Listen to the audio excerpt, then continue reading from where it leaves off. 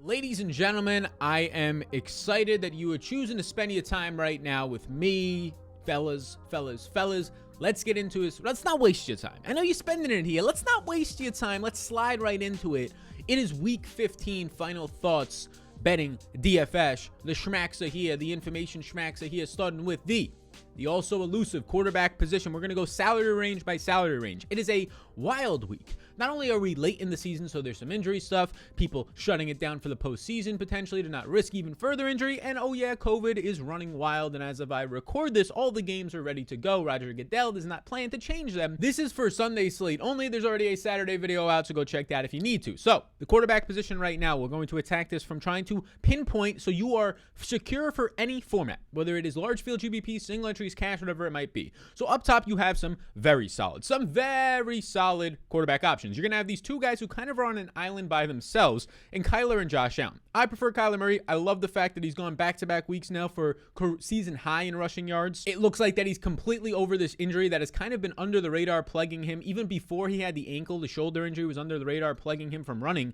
similar to what he had last year. And now Kyler has the highest team total on the slate at 30.5. He doesn't have Hopkins out there, which isn't great, but he still has a load of wide receiver talent, not to mention Zach Ertz as his primary tight end. And oh yeah, Chase Edmonds, the running back out of the backfield, is expected back. So this offense is still ready to roll, ready to rock, and perfect timing as Detroit comes to town. Detroit, who he's going to have a positive 10% pass blocking against. Detroit, who currently ranks 31st in coverage, 28th in pass rush, and oh yeah, a lovely one. Let's zoom in for this one. And a lovely dead last in total defense according to Pro Football Focus. That's your PFF, your puffs. So I think Kyler looks like the best pay-up option here, but expect the ownership to follow. I currently have Kyler projected out for the most points on the slate at 25.2 points. He's coming in at about 10% ownership. Similar ownership to Josh Allen and Matthew Stafford. I think in all formats, Kyler looks good. I think that in all formats, he looks great. Apparently, Josh Allen, this foot injury that he's working through, he's out of the walking boot, so he should also be good to go. At similar ownerships, I'll lean to Kyler right now. I think you have similar rushing upside for both these guys, but I'll lean to him factoring in matchups, slight price, better total in that environment. You slide down a little bit. Aaron Rodgers, I want to get there. I do think Aaron Rodgers is going to offer you some leverage. I would only skinny stack it personally. You can throw MVS if you really want to, but I'd just be skinny stacking with Devontae, and then that's a pretty damn expensive stack for not a great team total, 24.5. A game that should be a little bit more slow paced on Baltimore's end, and do they even push the tempo like the Bears had to do on Sunday Night Football to force Rodgers to throw 300 plus yards and get the bonus, because his mobile upside won't get you there. My guess is no, especially if you don't think Kyler does play. So you keep going, and you get next up here is going to be Matthew Stafford. Matthew Stafford, who continues to throw a lot per game, 36 times per game, but similar to Aaron Rodgers, does the other side of this game end up, and it's a nice total of around 27 points, does the other side of this game, which is not a good secondary for Seattle, do they do enough to keep the game close? And the way Russell Wilson is playing lately, it looks nice, but this is still an offense that wants to run the ball. So maybe a little bit slower paced, but if you're stuck here at this price range, $7,000 flat does look good. I mean, right now, I think that it's Kyler and Matthew Stafford as the two best options. Those are the two best stacks on this slate. I'd probably be okay to go to Kyler in some of the smaller field stuff, but I currently have Kyler and Stafford looking like solid options, and I currently have them as probably my two favorite stacks early on. But that being said, there are some other options if you're going to be going to single entries. Jalen Hurts I have on here as a yes. He's working back from an ankle injury. He's expected to play, and he's trending in the right direction. He's going to have a solid matchup against Washington. I mean, Jalen Hurts' offensive line has been fantastic. Washington's secondary has been hit or miss, and now they got a bunch of guys. They got Jonathan Allen on the cover. This stuff matters. I mean, Jonathan Allen is arguably behind Aaron Donald as the best defensive tackle, nose tackle in the NFL right now. And oh yeah, now Jonathan Allen's on the COVID list. Montez Sweat's on the COVID list. They don't have Chase Young. So this defensive line that is elite of all elites, if you can say that, I mean, it's dealing with some stuff right now, right? And perfect time for Jalen Hurts to come through, who can get some little rushing upside in play. So Jalen Hurts is sort of it's the play you want to play in smaller fields, and maybe a cash play. Smaller field single entries is where I can say, okay, I can run Jalen Hurts completely naked in this game. I don't even have to play anybody else from the game. I'm just hoping for the Jalen Hurts rushing upside for the discount, if you will, of $1,000 or so off of Kyler Murray. But once you get through that range, it becomes a barren wasteland. Like, let's go. You get here to $6,500, and I'm not really seeing much for these next $500 in pricing or close to $1,000. Like, Russell Wilson is there. He's an underdog, but only a 20.25 team implied total. Ramsey's due back, right? This defense overall is very, very solid. Now, DK Metcalf is dealing with an injury that apparently he has been dealing with under the radar and has now flared up as he did not practice on Wednesday, and I record this on Thursday. So if you want to go Russ single stacks, Russ and Lockett or Russ and Metcalf if he comes back, that's okay to go to. He's a 6.5 point underdog. You expect Russ to have to push the pace more in this game than per usual. Rams run defense is number one in the NFL, so I don't know how much success Penny's going to have after facing one of the worst defensive lines in the Texans last last week. So I just don't see as much upside. Like, I'd rather just go to Jalen Hurts at 6,600 and bank on all the rushing yards of him over a Russ this week. And then when you start to look at the rest of this land, you get Joe Burrow, Ryan Tannehill, Jimmy G. None of these guys standing out. The one guy who does stand out is Tua. Tua at $5,700. The only issue you have is he's going to be owned. He's going to be 8 to 10% owned. But Tua in a matchup against the Jets, I mean, the Jets speak for themselves in terms of the advantage that Tua is going to have. This offensive line is still not great, but it has been trending in the right direction as the season goes on. And the Jets overall right now rank 30th in secondary coverage, and they rank 31st in overall defense. So it's a good spot for Tua, who got Devontae Parker back last week, who continues to have this connection with Jalen Waddle, and continues to have this connection as well with Mr. 10 targets last time he was out there, Mike Gesicki. And now you might not have the entire running back room as of this is on the COVID list. They got put on it during the bye week, so you might not even have a running game for Tua, which only means, Malcolm Brown might be out there, lean a little bit more on the passing games. And did I mention it's the Jets? Did I mention that he has a 26-team implied total? Tua at $5,700 I actually like. And when you go down to Tua's price tag, like, the only other guy who even becomes a play this week is if Lamar Jackson is out. And if Lamar Jackson is in, well, then it's really just Tua. Like, below $6,000, you're looking at Tua being the only guy that I want. I think you can maybe... You probably couldn't talk me into it, but there's ways you can say, okay, maybe Big Ben, he's been playing well as of late, 5,600, going to have to throw a lot, throws 38 times per game. There's at least volume there. Maybe all the way down to 5,100, Trevor Lawrence against Houston with now no Urban Meyer. Urban Meyer is now fired, right? Maybe now when you have Darren Bevel, he's a respected coach. He's filling in as the interim coach, former coach, offensive coordinator of the Detroit Lions, which potentially helps Marvin Jones, who he was an offensive coordinator and a player for. Marvin Jones was getting in feuds with Urban Meyer, which maybe that leads to some of the reason why he was disgruntled and not out there and not performing as well, even though he's running the routes, right? A lot of this stuff matters, like you actually feeling comfortable in your environment and not wanting to be feeling terrible going out there playing for a coach. So maybe now you get something else going. And in week one, Trevor Lawrence ended up going for his best performance so far this season with 25.1 DraftKings points, right? Week one, he scored 25.1 DraftKings points on 51 attempts against this Houston team. So I don't think it's out of the realm of possibility that $5,100 Trevor Lawrence in single entry formats, single stack him up. You get leverage off of James Robinson, single stack him up with a Marvin Jones. I think it's okay. I think it's actually a decent format. Don't even have to run it back with Houston. Don't even force yourself in there. Just single stack it up. So I do think that Trevor Lawrence is actually going to be in play. I like it even more now that you're not going to have the doomsman and the person that nobody feels good playing for, and Urban Meyer apparently out there. I will say Tyler Huntley is in play. Just keep in mind that if he plays, he has a bad team implied total. He's worse Lamar Jackson. Tough matchup against Green Bay's pass rush and secondary and overall tackling linebackers, which hurts mobile quarterbacks. Like, if Huntley was in the $4,000 range, it's easier to get to him. I know I have him as a yes here, but if I'm choosing between Tua and Huntley, I'm hoping Huntley is playing and there's no Lamar, so it takes some of the ownership off of Tua. I'm going to choose Tua over Huntley. Better matchup, better player in my opinion right now. So that's where I would go. And I do think a sneaky play would be to punt all the way down to Trevor Lawrence. Again, his best performance of the season so far was week one when he threw 51 times against Houston, 3 passing touchdowns. The only time he's thrown for more than 1 passing touchdown in a game this year. So that's how the quarterback position shapes up. Like, up top, it looks good. You have your Josh Allen, your Kyler, your Matt Stafford. That's kind of where it's at. Then you jump down to the mid-range of Tua, and then maybe, hey, you punt with a Tyler Huntley or you punt with a Trevor Lawrence. That's where I'm viewing the slate right now. You can talk me into Russ. If you're really trying to win the Millie Maker and get really crazy with it, you can talk me into Aaron Rodgers, but I'm not as much there. Now, we talked about Tua, and before we move on, I'll let you know about the sponsors of the program, which is going to be, many of you already know this, you're playing on there, you're having a good time, chilling out, relaxing, maxing all cool. It is going to be PrizePicks, PrizePicks.com, and you get a free bet up to $100 if you use the code CLASS. And not only that, CLASS is in school, CLASS.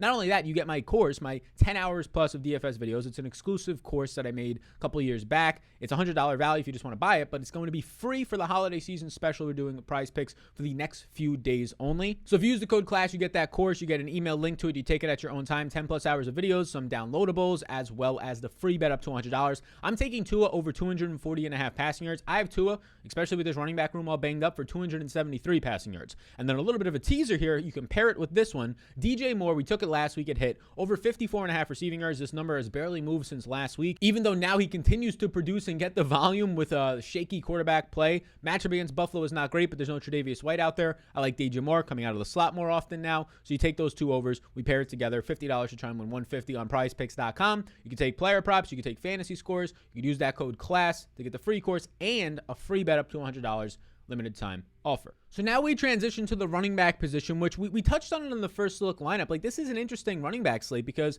there's not a lot of pay-up options. The pay-up options are all kind of murky in their own right. And, I mean, you have Austin Eckler on the Thursday night slate. You don't have certain guys, JT on the Saturday slate, right? So you have Najee Harris, the guy who's leading the league in opportunity share, but it's not looking overall like high upside, right? He's not having a great yards per carry. In terms of red zone opportunities, they're there, but how often are the Steelers with less than a 20 implied total getting to the red zone? I think Najee at this point, I think there's like a 12% chance he's in the optimal lineup, but I think he'll be like 18% owned. So he's naturally going to be overowned just because there's no real pay-up options at the running back position. So I can't be all gung-ho about getting to Najee Harris because I do think he's going to be slightly overowned on this slate. That being said, though, it's going to be a positive run blocking advantage. Tennessee about middle of the pack, but the Steelers offensive line actually outproducing what they're expected. Zeke Elliott is somebody to talk about here. I currently have him as a no just because I think the ownership's going to be a little bit high. Tony Pollard did not practice on Wednesday. Again, he has this torn foot going on right now, so that's not great. But a lot of people are going to say, Corey Clement, he had more carries, 13 to 12 for Zeke. Yeah, but they got out like 24-0, and Zeke's been dealing with this knee bruise where apparently he feels better, reports are saying. What else is he going to say? But Corey Clement played the whole third quarter where he basically got all those touches when it was a blowout. And then when the game got closer, Dak throws a pick six. Zeke comes back in the fourth quarter. Zeke ran the 30-plus routes in the receiving game in 3 quarters. So I think Zeke's role is fine. I don't think they're purposely limiting him when the game's close. That being said, though, against the Giants, the game can get out of hand pretty easily. So Zeke, maybe I'm a little bit of aggressive by putting a no on him. That being said, I do think people will still own him. I prefer in this range, if you're asking me to pick somebody above $6,500 at the running back position, I'm going to take Joe Mixon. Like, I don't think Joe Mixon's going to be owned. Joe Mixon is coming off of a couple games now of not producing all that much, even though we had back-to-back games with 30-plus opportunities and him absolutely smashing. And in these last couple of games, they've had to lean a little bit more on Joe Burrow. And this past week, Joe Mixon was dealing with illness. He didn't practice all week long, so people see Samaje Perine run more routes, Mixon not be that involved in the receiving game, even though they passed a lot. He only ran 13 routes, which is half of what he was running the previous weeks. Again, I think the illness of him not practicing all week long, dealing with the flu-like symptoms, stomach bug, I think that has a lot to do with him not playing his full-time role. He only saw 56% of the snaps. That was the second lowest snaps he's seen on the year and the least that he's seen since week 7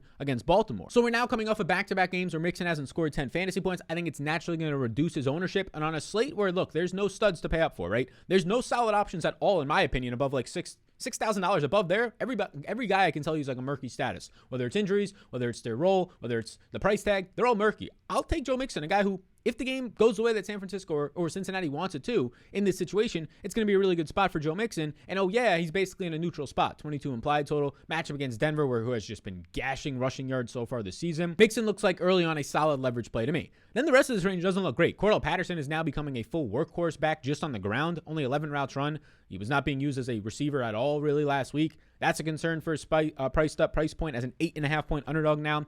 Aaron Jones only played 45% of the snaps, although he was playing all the snaps in the first half. I actually am going to put Aaron Jones as an interest here. Matchup against Baltimore, 5-point favorite. Aaron Jones was getting all the work in the first half when the game was actually close. Then the Packers get up by 15 late in the second half, and A.J. Dillon's getting like these 5, 6, 7 carries, which double his overall carries numbers, which makes it look like he was highly involved. You have to keep in mind, only a month ago, Aaron Jones ended up bruising his MCL, which is something that normally takes a month to 6 weeks to come back from. He came back in like 2.5 weeks after the bye. So I would expect him, similar to Zeke, they're somewhat limiting him when he comes back. So I think nobody's going to want to play Aaron Jones. The narrative now that he's like the RB2 out there, even though he was the one who still saw double-digit opportunities. He saw the touchdowns and some of the red zone work, and he saw basically all the whole first half usage. So I think that he's going to be somebody who's an extreme leverage play for a guy who can go for 30 points at like 3% ownership this week. Yeah, that would be Aaron Jones. Saquon, he's yes, might be aggressive. It took like an 18-yard touchdown on the final drive last week for Saquon to actually pay off for you. That being said, he's seen 19 opportunities per game since returning. Your main concern is the fact that this defensive line for the Giants, Mike Glennon probably still out there, defensive line for the Cowboys is as elite as it possibly gets right now, and I'm not shocked as 10.5-point underdogs for this game to turn into a game where Saquon has yet again 10 carries for 35 yards, and you're hoping that his 7 targets get you there. So a yes on Saquon is probably a bit extreme. I think that the only issue, and the reason why I'm putting a yes on him, is to kind of differentiate between this range. I'm not expecting Swift to play. James Conner is day-to-day with an ankle injury. If he plays, I like him against Detroit, but Edmonds is also due back, so that's a murky situation. He's a 13.5-point favorite, though, with a 30.5-point team total. So, if Conner plays, I'm going to like him. I'll probably like him more than Saquon, but this murky status in Edmonds coming back is a concern. And I think the best play maybe on the entire slate at the running back position is going to be Elijah Mitchell. But not only is he still in the concussion protocol, now he's also dealing with the knee injury that came out of nowhere. But Elijah Mitchell, we know he has the full-time role. Jeff Wilson has not looked good at all doing anything. And if Mitchell comes back, I think you just naturally see less Deebo Samuel back there. So I like Elijah Mitchell in this matchup. I currently have Elijah Mitchell projecting out for 16.2 fantasy points. He's my second overall graded value play of the entire week, only below a guy in the 5K range, but he's going to come in with less ownership because of the injury status,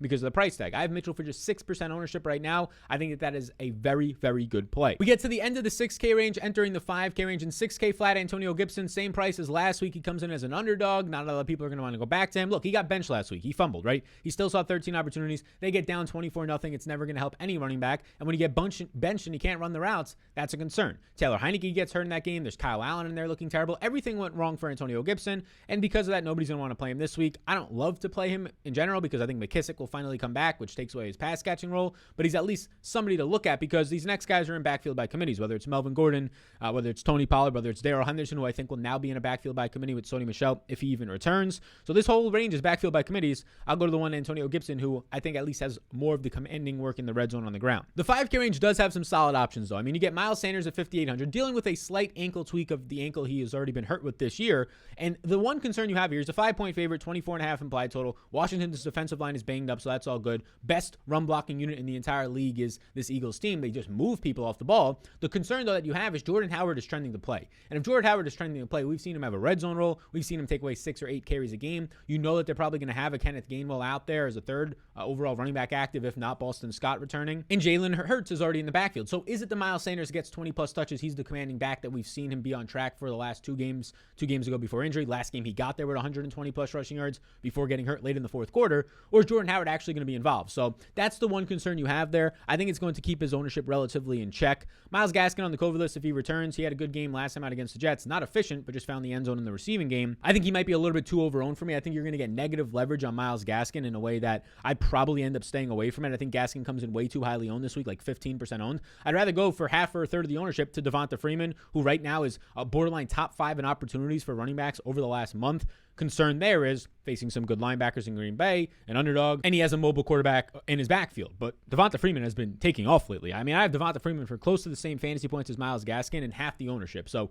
that's in play. The one guy that everybody's going to want to play this week is going to be James Robinson. And as of right now, it looks good. Like Robinson, finally he gets Urban Meyer out of there. Trevor Lawrence was saying we have to play this guy more. I think that Darren Bevel, a guy who likes to run the ball, is going to go out there, Darren Bevel, and run the ball with James Robinson, the best player who's probably on your offense, the best player right now is probably James Robinson, like your best weapon. So Robinson, I think, starts to pick up ownership as the week goes on. Might become the highest owned running back at like 16, 18% owned. That being said, I think that he looks like a very strong play against Houston. We got to see him have success week 1 against Houston, and it's maybe the best matchup that he'll have for the rest of the year. Probably the best matchup he's seen this season. I'm expecting somewhere around 18 opportunities, probably hovering around 4 or 5 targets in the game for James Robinson. He's probably going to be one of the highest owned guys in this range. He's the same price point as Rashad Penny, who popped off last week, which I hope leads to some of the ownership to go there, and I think that'll be completely wrong. Maybe the worst defensive line in Houston last week for Penny to pop off against, and really did it on a couple of big runs. Look good, sure, but now he's priced up, and now you also have a situation where you're facing the Rams defensive line and Aaron Donald. Totally different situation. And now to kind of close up the running back range, it's not that great. Like Deontay Foreman, he's kind of in a 3-headed backfield.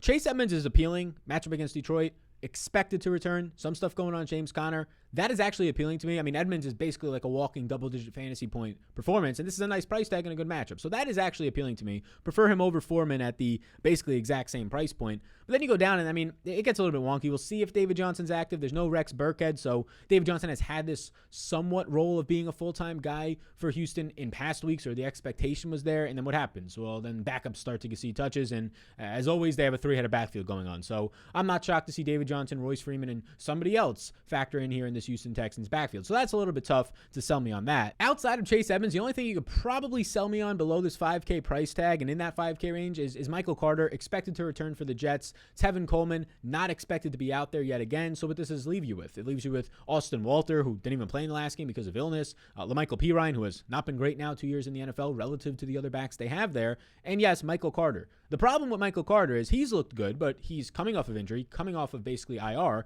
And when you're looking at it, he hasn't really had success with Zach Wilson. It's Mike White and it's other backups like Flacco checking the ball down to him, where Zach Wilson has been a little bit more reluctant to do that. And so that's somewhat of a concern, but Carter at this price tag has to at least be somewhat in play. I think if you're looking for a cheap running back, he is the highest opportunity back to actually be in a winning lineup. I think that's my personal take on it. Other than that, though, not much down here. So in terms of value running backs, I think Chase Edmonds, Michael Carter makes some sense. If you want to go to a David Johnson, be my guest. I probably don't go there as much. And then really that 5K range is where you can live with the Robinsons, Freemans, and maybe even Gaskins if he's available. Now, I should touch on the fact, as we slide into wide receivers, I should touch on the fact that there might not be any of these running backs available for Miami. So it could be Duke Johnson, who got elevated to the active roster. It could be Malcolm Brown, who might actually make an appearance for this team now. It seems like he's in and out of the Miami facilities left and right every other week. Seems like he's with a different team or not with the Dolphins, and then he just finds his way back there. But that's kind of where the running back position lies as of now. And I think it'll be important to kind of go into the wide receiver position this week, where a lot of stuff is happening.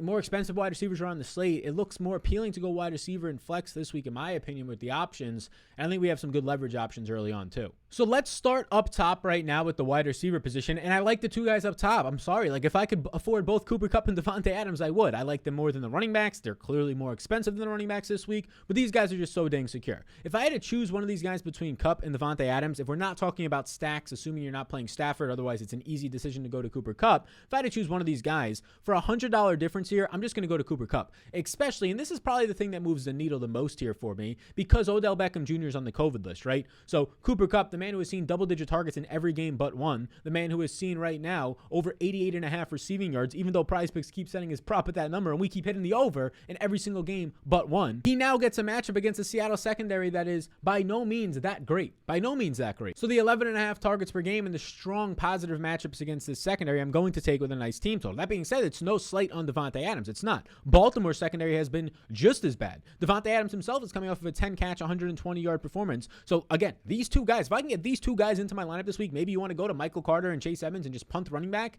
and there you go. You're sitting with these two guys in your lineup. These are my two favorite plays maybe on the entire slate in terms of guys I feel secure about, and there's a reason why they're the most expensive. So it's like 1A Cooper Kupp to 1B Devontae Adams. I currently have Cooper Kupp projected for 25.5 fantasy points, Devontae Adams for 22.7. Those two guys are projected for at least 5 points more than any other receiver on the slate for me. Debo, look, I think if Elijah Mitchell returns, you see Debo go back to being his normal receiver role, but his price tag continues to go up, even though the guy has barely seen any targets or any target share the last couple of weeks. And at the exact same time, Ayuk and George Kittle, first tight end ever for 150 yards and a touchdown in back-to-back games, or 130 yards, I believe the number was. But it's just the worst time to pay up for a Kittle or a Debo, in my opinion. I'm not on Diggs. Diggs is picking up a lot of ownership right now. That's kind of the thing. It's the game theory thing here. Like, if you're playing Allen stacks, that's probably the only way I get to Diggs. Otherwise, in a tough matchup, should see a good amount of Stephon Gilmore. Diggs at 10.5 point favorite looks nice. Team total looks good, but the price tag for Diggs plus the ownership coming in on him, I just go to so many other options. Similar things can be said for Deontay Johnson. Like, if you're not stacking Big Ben at Deontay, and you're probably not, it's a similar situation. I know how consistent he is, and he continues to get this volume and targets, and it looks fantastic, but now he's priced up, number one. Number two, it's not that secure of an offense at a 20 implied team total for this price tag of a receiver in terms of finding the end zone.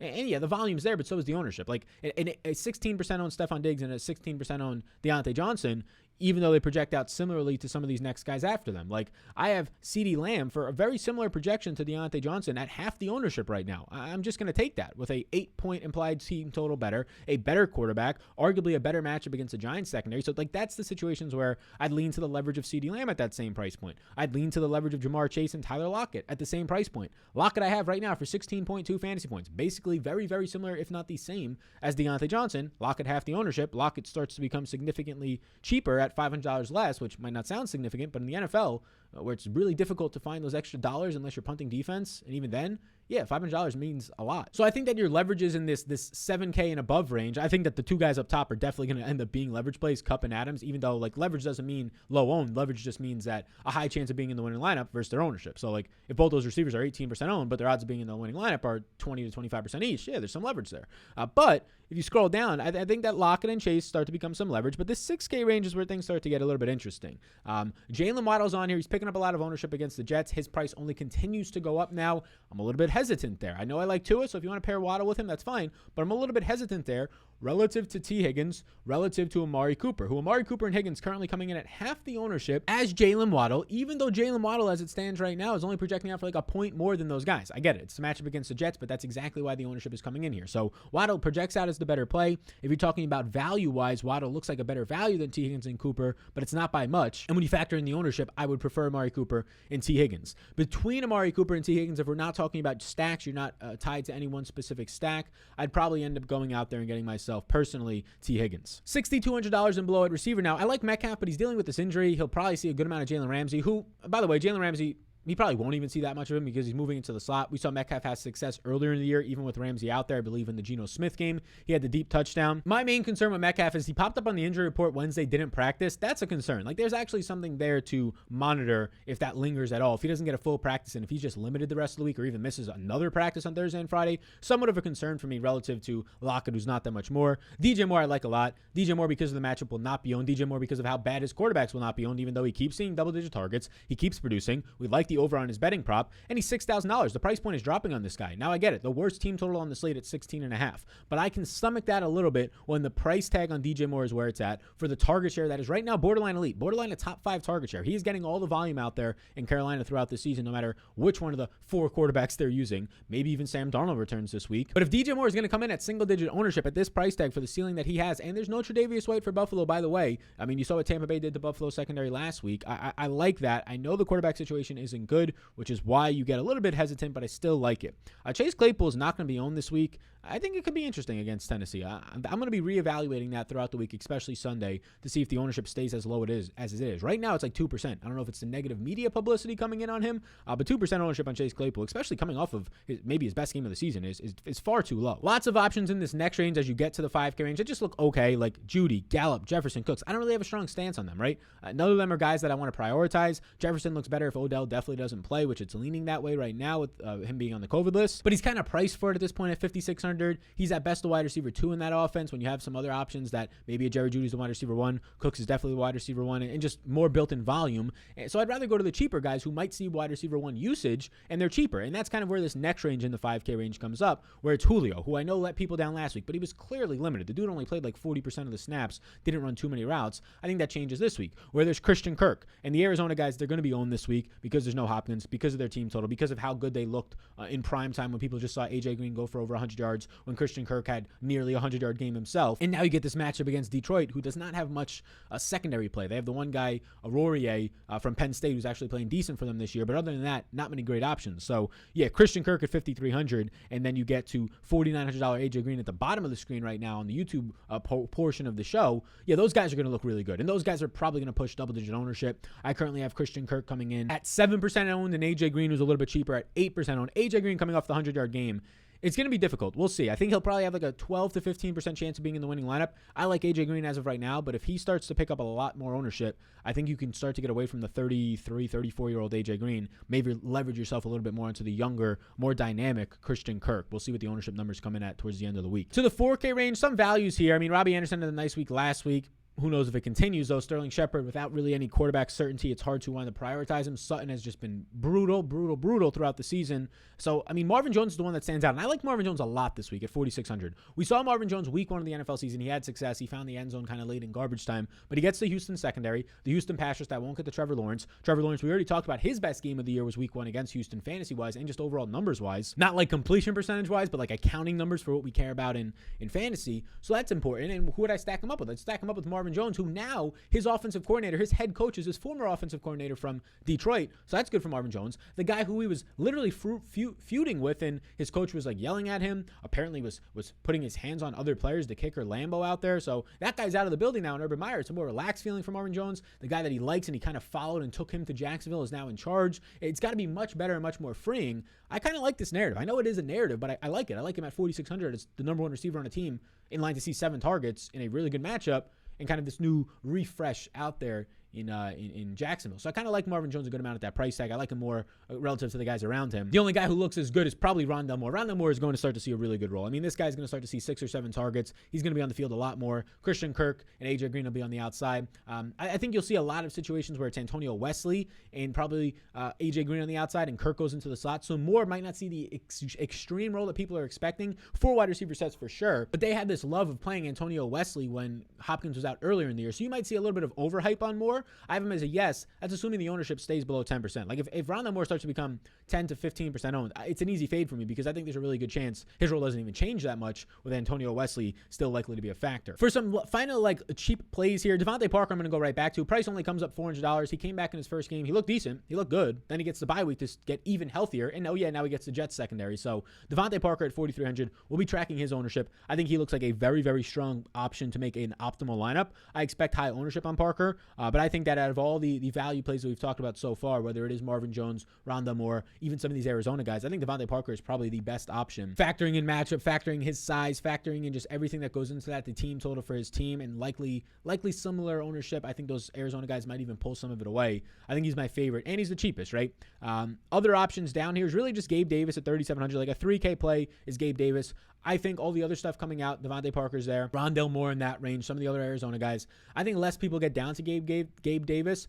And I think it's a solid spot for him. Now, he'll be on the outside. He might have to see some of Stephon Gilmore when Diggs is not on that side of the field. But Gabe Davis has been productive. He's more of a jump ball receiver, red zone receiver, which might hurt him if they go too high safeties in Carolina, which they have been doing a good amount. So I don't think he's anything of a slam dunk. I got him as for like 11 and a half fantasy points. Other than that, I'm not really looking at anything else. There's Laquan Treadwell. If you're really trying to punt lower in Houston, if maybe you wanted to play a Trevor Lawrence stack and not pay for Marvin Jones, you want to go to Laquan Treadwell, who has been seeing some pretty consistent like 20 targets over the last 3 weeks. I think that is at least something that's interesting, but lots of options in every single range. And there's a whole lot of options in the low 5K range to that 4K range this week, like 5 or 6 legit dudes and a couple of other guys. So I think that's where I'm currently at on like the positions that matter a ton. We can close up on tight end right now. And if you're still here, by the way, I appreciate you being here. If you have 2 seconds of your time, a little subscribe button pops up. Appreciate that in advance. Let's go into now. We'll transition to the tight end position where George Kittle, I'm going to put a no on. You might be saying, what are you talking about? This guy who just became the first tight end to go off back-to-back weeks, 130 yards and a touchdown. I completely get that, and it makes me very uneasy to put a no on him, especially against Atlanta, but he's $7,500. I think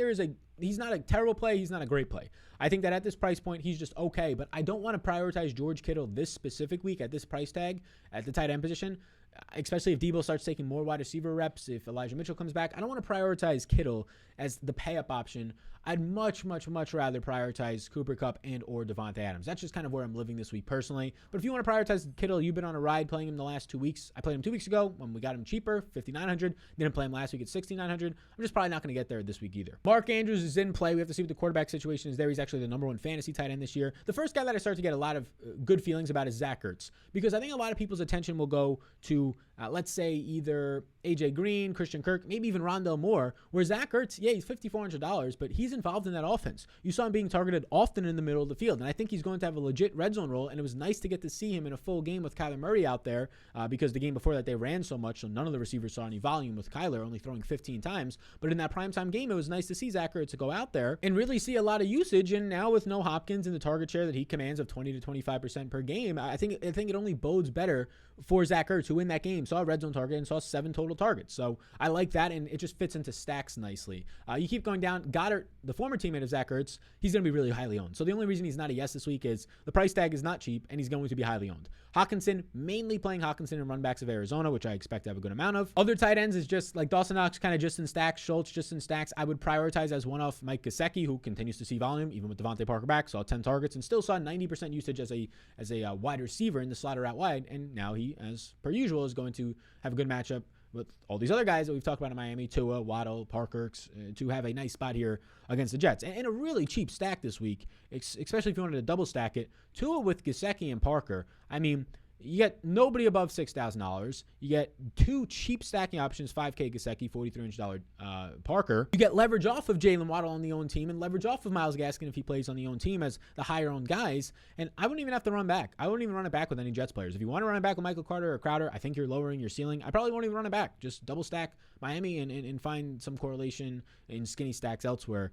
on the slate. Freiermuth is a decent one-off. He ran 40 routes last week. He had a drop touchdown, but he had a nice game overall. 40 routes is a lot for a tight end. end. That's a full-time role. I'd like to see that. Higbee is definitely in play anytime you play a Ram stack this week. As a one-off, he's in play. Now that they're down Odell, I expect 30 to 35 routes, which is going to be probably the best usage you see out of a tight end this week. Yeah, and eventually when you're running that many routes and you're needed a little bit more, especially in the middle of the field, you're going to stop to have these 4 or 5 target games. You're going to start to see 7 or 8 target games, and that 1-2 slate-breaking 2 touchdown upside starts to come into play. So I think that I really start to prioritize your Gesicki's, to an extent, Freiermuths, your Tyler Higbees. Those are the guys that I like. Zach Ertz at the tight end position. Lots of other guys depending on who you're stacking. Values in O'Shaughnessy, Evan Ingram, and CJ Uzomah. If you're stacking Trevor Lawrence, if you're stacking Cincinnati, that's where I get to those guys. Run back Evan Ingram. To be honest with you, none of them look great. They kind of all look very similar. I'd rather get up to Higbee. Ultimate punts this week in the $2,000 range. We got Brevin Jordan right last week. He ran 23 routes, but his snap share was still pretty similar. They're using Jordan Akins and Pharaoh Brown still, so they just threw a lot more in that game. Houston, don't get misinterpreted, but it was nice to see 6 targets, a career high for Jordan. Joshua DeGuara with Green Bay. Rodgers threw 37 times. You could expect around there 34, 35 times in a game this week from Rodgers. So I think DeGuara probably sees 4 or 5 targets on the upside weeks, stable 2 or 3 targets. If you're trying to punt the position, not a bad spot to try and find 5 or 6 points with the upside of a touchdown. So tight end's pretty straightforward as usual. Just put the tight end in your stack if he's a good tight end and has touchdown upside. Correlate him with your quarterback. Otherwise, one-off options for me primarily look like Higbee, Freiermuth, Mike Gesicki, and Zach Ertz. I'll say Hawkinson mainly just in runbacks. Hawkinson's more of a leverage play. I don't think he's going to be owned this week, even though we know he's talented. He's in a good spot in terms of runbacks. If there's no Swift, he's Amon-Ra's been out there, the rookie, doing some stuff out of USC for them lately, but we know he's probably their best offensive weapon by a decent amount. So overall tight end leverage plays this week, I would say that my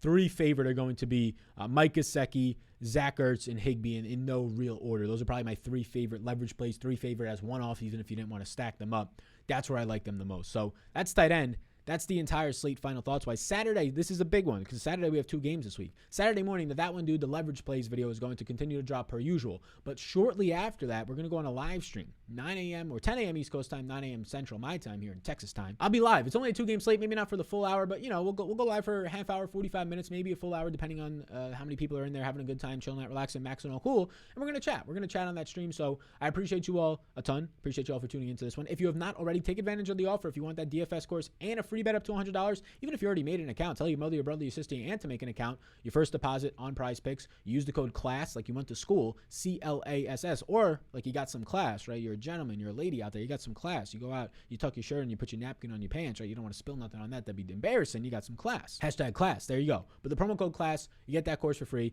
It's a limited time offer. We're going to run it. I mean, I don't know if we'll run it up until Christmas. We'll probably run it for the next week or so, next couple of days. So be sure to take advantage of it. It's all linked down below if you need anything more on that. So I'll see you on the next one, gang. Enjoy the rest of your day. Peace out. Appreciate you all for tuning in.